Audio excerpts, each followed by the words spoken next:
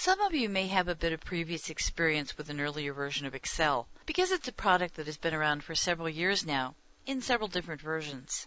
One important change is that Excel 2003 works more and more extensively with options that allow you to save or transmit data via a website, something often done in business and commercial settings, but more and more in personal settings as well, or, just for locally based committees, things like that. You can also share and transmit data through the use of XML, or Extensible Markup Language, that we'll talk more about later on. Extensible Markup Language is the universal data format of the web, and it permits you to easily exchange data with other sources, such as remote salespeople, those working from home rather than the traditional office setting, and even with different groups, including your own customers.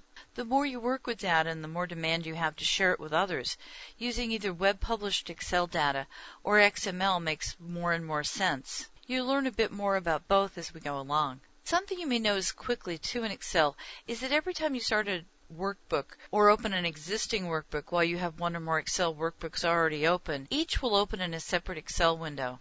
You can move between these by clicking on the appropriate one from the taskbar. And let's go to look quickly at the taskbar. For example, you can see that I've got 4 Excel windows open at any given time. But if I go back to the Excel window that I want, I can also go to the window menu here and choose between the different workbooks I have open. And again, we'll be working with this more later. Also, if you haven't worked with Excel for a bit, you'll notice a particularly useful feature that first appeared in Excel 2000, but keeps getting better with each new version.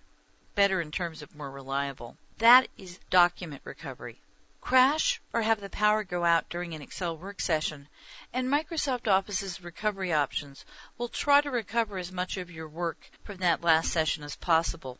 I'll demonstrate how you can customize document recovery options in a future chapter. Here, for example, the power went out just as I was using Excel last time, so several of the files that I had open and working on have been recovered and appear here in a recovery panel. It's telling me the difference between the original, which was the last fully saved version, and a version that may have been recovered. So, for example, this says original. Up here, it says recovery, and I can open those and begin to work.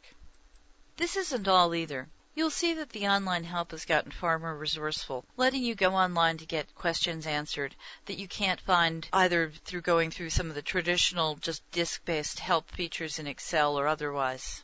Here, it's going to be terribly invaluable if you have an available internet connection on the PC where you're using Excel, because that can really help with going online. And by using Microsoft Office Online, you'll find that you have options for learning new capabilities as well as seeing the kinds of ways that other people are using Excel, so that it may give you an idea for how to handle some sort of a data project you're working on. And also to grow your skills just generally within Excel. The more things you can do in Excel, obviously, the more valuable the Excel package is to you.